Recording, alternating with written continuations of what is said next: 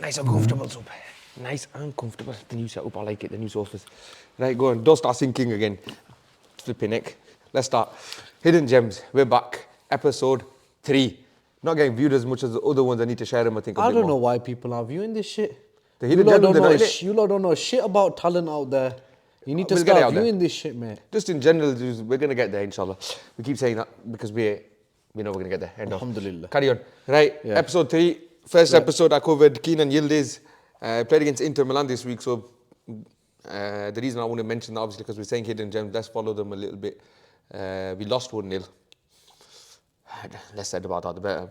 He wasn't really at the races. I remember I was telling you off the podcast as well, and you made a good point that you can't expect him to always be. You can't.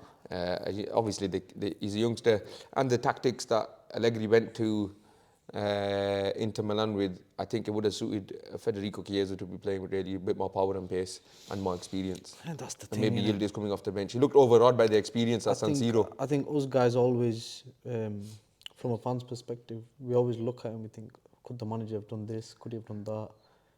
We're always armchair managers after the match. We always want to know it. Like, we want our teams to win. We're always looking at them things. But like I says in it, like he's a young player.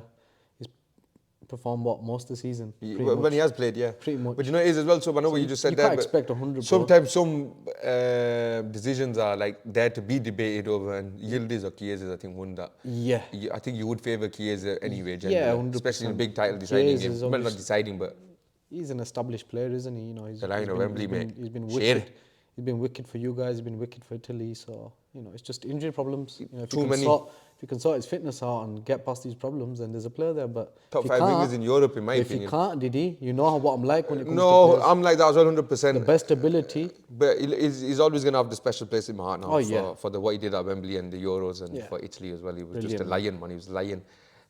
So yeah, go on. So I'll let you start this week. Yeah, I'm starting with the Borussia Dortmund. Finally, youngster. Thank God, we're away from Manchester United. It's only taken us to the 3rd episode. That's not bad. Could have done, lucky 3. I thought you were going to be honest. I thought about it because there are 1 or 2 of the players. Gee, when we were sending the text, even then I was like, I just had his mind like a fine. Hamas, is he?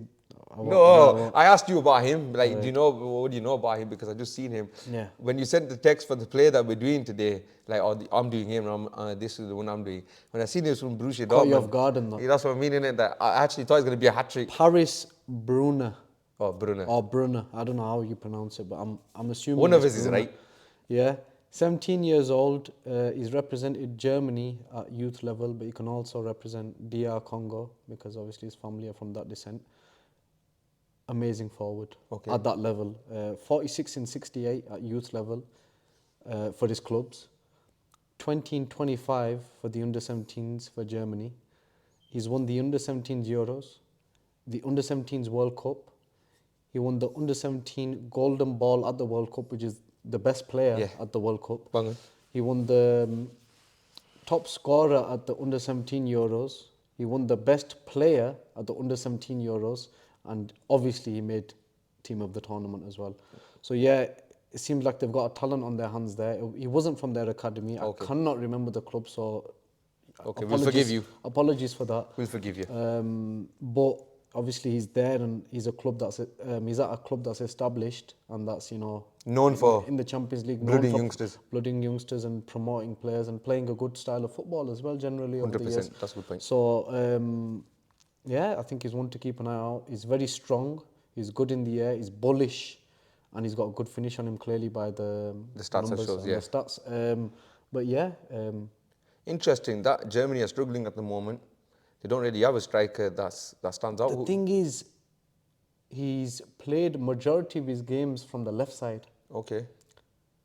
But what the stats and what the appearance of him would suggest would be like he's more of a centre forward. Okay.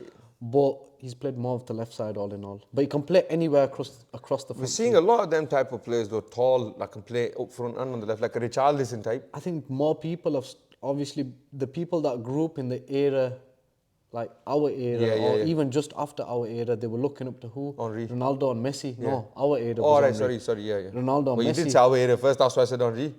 Yeah. But the more the new school, innit? Yeah, okay. Because we grew inside up forward we kind were of thing. like kind of grew up with Ronaldo and Messi. We didn't look up to him the way we looked up to I get what you mean. Yeah, we were children when it was on. Because they were kids as well. Yeah. But Ronaldo and Messi, obviously Henry was one of the originals to bring that inside forward thing. But Ronaldo and Messi made it the most famous. Yeah, they took it to another level. Because left side, right side. Ronaldo, past the age of 30, has scored 400 goals. Brother, I can tell you the likes of Thierry Henry, Wayne Rooney, I think Luis Suarez just about got over 400 or thereabouts. They've just about scored that in their whole careers or less than that. My man's done it from 30 plus.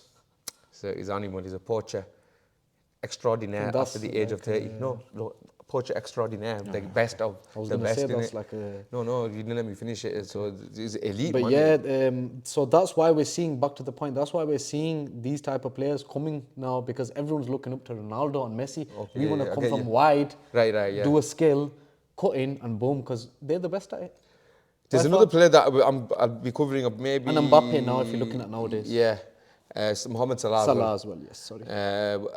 The another player that I'm going to be covering soon in the hidden gems. He's not really as young as these lot. He's 22. Joshua Zirkzee. I think he's 21. Plays for Bologna from Bayern Munich. He was proper silky footballer, man. Juventus after him. I really hope that they buy him. Another thing now that I just mentioned, Juve. Thiago Motta might be the manager next year.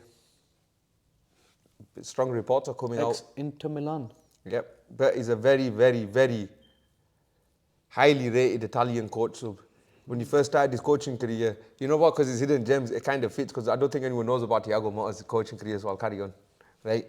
When he started it, he was seen as something of an enigma, an outsider. His tactics were seen to be revolutionary type, you know. I think he was saying I can play with 2 defenders and I can play with 7 midfield. Like he had these funny ideas in his head. The hippie manager. Type of, yeah, good way of putting it. I like that hippie manager. Yeah, left-sided, you know. But I think he's found his feet now after a couple of clubs, and at Bologna he's got him in the top 6 of the Serie A this season, playing really good football. I watched him against AC Milan last week. They look good. I didn't watch the full game, but the half that I watched, they play expansive football. And that kid's Joshua Zirkzee's leading the way. Yeah, he's leading the way there. So it would be what is interesting. he like? But just, I know we're not going to get into him. We'll get into your actual play in a minute. But what he's position does he play? Just he's up front. He's like a centre forward. Okay. Not an out and out striker. That's why I said like a centre forward. 9.5. Yeah, it's like what we were just saying now. Inside forward, even he can play off both sides. I've seen, but mainly like off the striker type. Very skillful. See, it's a good point you pulled up there, saying like, you know, we see a lot of that now, because what don't we see a lot of? Poachers. Traditional number 9s. Number 9s, yeah, that's true. Very rarely. Haaland's one. Haaland is one. I'm hoping, from what we see at United, Rasmus looks Højlund's like we've another got one there. No. And I said that when you were going to buy him, if you remember when you asked me about him. Because of his back to play. Yeah. He's got bullish. that old school style about him, Yes, and he yes. likes it. He seems like he enjoys But it. there's not many out and out number 9s now in football. Santiago Jimenez was the other one I had in my head, the one that we mentioned in the Champions League for Feyenoord, the Mexican, number 9. I'm trying to think some, to be honest, man. You know that Brazilian that's just moved to... Victor Roque. Yeah, I heard he's a bit of a traditional number 9, like a Brazilian style. Yeah, he number looks 9. okay. And he got a goal in his debut for Barcelona. I don't know if you've seen. Yeah, sorry. So, good going. Yeah. The other one that I had in my head that's a traditional number 9, again, was Brazilian, Gabriel Barbosa. He flopped when he came to Europe with Inter Milan. You lot were linked with him. That's why you've got those eyes like you thinking, oh yeah. Left-footed. I think he is. He's another old school type of, you know, stay up front, get you the... Other than that, keep thinking, let's just be... Do France have any? Not really, do they? What, are we talking youngsters now, or? No, Giroud is gone now. Giroud and Benzema, innit? Yeah, but they don't play for him now. So like we were saying, like you said, who's coming through? Colomwani's not really. Colomwani. Do England have one really? Marcus Thuram. No, so man, Thuram's a different type of striker. He's wide, and if he does play up front, he's like more like a false 9 type or dropping. Yeah, like you said, wide forward. England. Harry Kane. Yeah. Even though he becomes a 10 a lot as well. No, but if he wanted to be a number 9. He's a 9. He's a 9. He's a 9. Lewandowski. Lewandowski's another one good shout. But coming through even on the list that I've compiled for this these podcasts, there's not really many number 9s. We need to look for them. But maybe it's just going out, like you said, because of tactics. But maybe it needs to come back into fashion. It does. You know, I think Pep Guardiola has a massive impact on tactics, you know. I think tactics is a weak excuse. I think it's because of him. He has a big impact on tactics. He does. No, you're right. But He won two Premier League. It was a two Premier Leagues or one.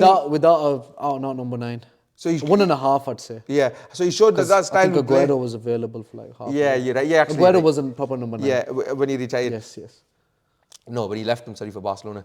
Then retired. Yeah, because of the vaccine. Right? Less said about that, the better.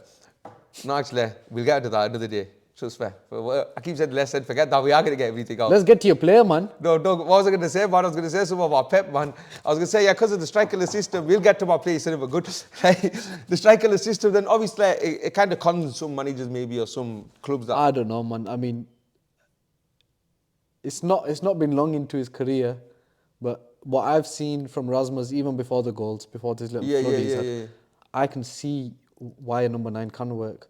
Why it can't work is when you've got these greedy inside forwards. Wait, leave my boy alone. I don't know about Anthony, but okay. Yeah, bro, he don't take anyone on, so how can you call him greedy? He's exactly. He still shoots. Oh. And he always goes weak ass shot, bro. Miles and over. No, it goes over. It's still weak, innit? It's shit, whatever it is. Sell him, mate. Unbelievable. But anyway, bro. the less said about them, the better, yeah. But back to Rasmus. Traditional number 9. Rasmus is a clear example, 20 years old. And Haaland obviously is the best example. Brian Brobby.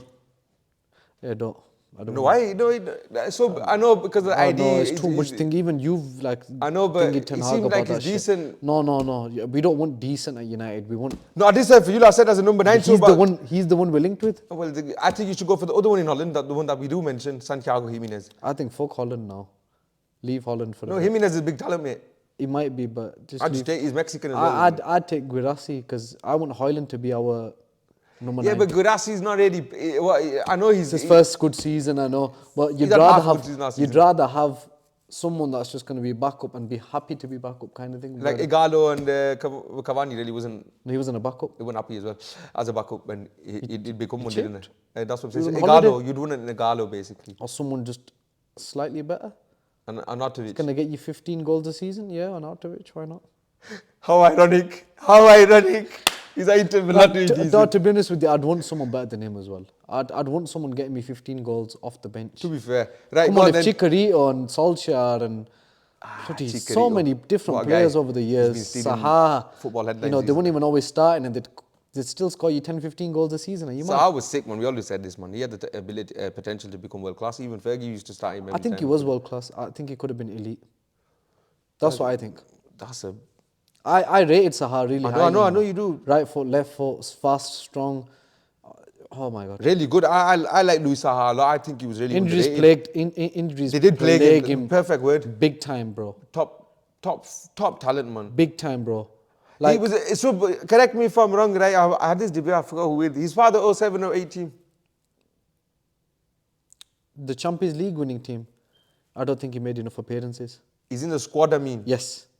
Because of the injuries, he doesn't get a medal if he didn't. No, I don't think he got a medal, man. How mad is that he's part of that strike force?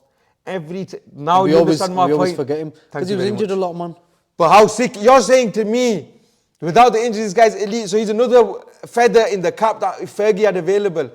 That goes to show that strike force, that was just before Berbatov, because he told him that something about Berbatov the next year. See, what Fergie was good at identifying was players within the league that he could go and nab. Bit of a Bayern Munich Juve style. Do you know what I mean? Do you not know? But he'd actually go in the league and look at the smaller teams. Cardiff, Tottenham, Berbatov, Tottenham, Saha, Fulham, Ferdinand, Leeds. I can go on Alan Smith, Leeds. Alright, he wasn't as successful as those three, but he had a decent time. Maybe his leg break kind of ruined that for Wayne Rooney, Everton, and then nabbing these youngsters, like building your team around, 2 or 3. Arsenal. He didn't bother looking in Europe. I think that was just... I know what one I'm going to get him. The thing is, end of the day with that one, everyone knew what you were getting there. His son probably be next year's list, Shaquille Van Persie. He's a top talent. I think he's at Feyenoord's academy now. He's a top talent, I've seen a couple of clicks. And before I do my player, Cristiano Ronaldo's son won the under-13 league for Anderson. Wayne Rooney's son's on it as well, He's at United Academies, yeah. Obviously, you know about that. Under 14, I don't know. Well, so Cristiano's son won his first trophy. Under-13 and Nasser, Saudi League. Ripping it up. Standard for him. Go on, lad. He looks like a good talent, his son, I'm telling you. He's learning off the best, Yeah, isn't why not? Right, on to my player. We'll finish it off. I'll be quick. Savio of Girona. That's who it is. I don't know his second name. He's one of them Brazilians. Number 16, left-footed, left winger, fantastic player. He signed for Troyes last season, who are part of the City football group. As at Girona, as at Palermo, they got about 8 clubs under that umbrella. So when he signed for Troyes, who were 100% owned by the City Football Club, they loaned him out to PSV for experience. He played more for the PSV second team last season. However, he's still on his list of honours that he got the Eredivisie with Van Nistelrooy, wasn't it, last year? He won it. I think He must have made a few appearances yeah, then. Yeah, when I was looking through his honours, it was there. And the Johan Cruyff Shield, which is the... What is it like? How much do I think... Is it like 15% you need to play in a Something like that in a league season, yeah. Small, it's not major, There's a famous story, right, of Martin Keown when he, in the Invincible season, he needed to play in the last match of the season to qualify for a winner's medal. And Ray Parlour and these lot were winding him up up until the 70th minute. They were winding him up, saying Wenger's already made his 3 subs. What are you doing on that? He's done you over. Even though he promised you, he's done you over. He's forgot. And then Martin Keown was behind Wenger's famous picture where he's pretending to strangle him. And then Wenger turned around and goes, what are you doing? He goes, I'm bringing you on next. He goes, oh, they've been winding me up on that you weren't going to bring me on. He goes, no, calm down. I'll get you winner's medal. I promised you. So I think it's 6 or 7 appearances. I've seen it, back in the days. Back in the days. A long time ago. Michael Owen. I think he qualified for his Premier League medal that way, mate. He didn't make more than like 10 appearances that season. Probably most off the bench anyway. Yeah. Fleet-footed winger, Savio, Brazilian, right? He's completed the most dribbles in Europe for under 21 players. Very, very impressive. That's a strong start in Spain, mate. Yeah, exactly. And it's a very technical league. There's a lot of dribblers there. There's a lot of good wingers there. And that's your point, yeah. So, loaned to Girona this season. 5 goals, 7 assists. Biggest goal so far this season in a 5-3 win over Atletico Madrid. Got a couple of assists against Sevilla. And he actually won January's La Liga Young Player of the Month. This is a talent. Joining Manchester City in the summer has been reported. Not fully completed. When I first read it, I read it like as if it's been completed. Apparently now the authorities are getting involved and they want to know if what's the fee involved. Because it's part of the City Football Club, so do you find it booky that they're allowed to trade players? I'll be honest with you, with the charges that are looming over their heads, they shouldn't be allowed to do any kind of business. That's my opinion, and it's not to do with, you're a Manchester United fan and you don't want... Could Sir Jim Ratcliffe do something similar now that he's got 2 football clubs? Maybe if he bought a 3rd or 4th one smaller in Argentina and Brazil. Personally, Didi, I wouldn't want to go down that route because of the fact that it could obviously collide and there could be like, Manchester City haven't let anything collide. Something will eventually. Something will. No, but do the City 100%. Everyone else is feeder. One thing I can say, on that note, you asked me about Ratcliffe and whatnot. Obviously, he owns Nice. I'd take fucking Todibo. You keep saying that, so you said it now in years. I want him. Yeah, Jean-Claude Todibo. He's the next Varane for me. We want him as well. Well, I don't think we do now because we bought Thiago Jota. I think he's very similar to Varane when he was younger. So there you are. Are we done? We're done. I'm going to sneeze. Yeah, go on then. His player, Paris Brunner. My player, Savio. Watch out. Could be in the Premier League next season. And the point I made to you, just quickly to finish off, I don't think Manchester City have a left-footed, left-sided player. It's Jack Grealish and Jeremy Doku that come off the left-hand side for them, both right-footed. So I think Savio, shrewd signing for him. Yeah, unless he makes Foden into No, I think Foden's now coming central. Right. Like, share, comment and subscribe. Thank you very much.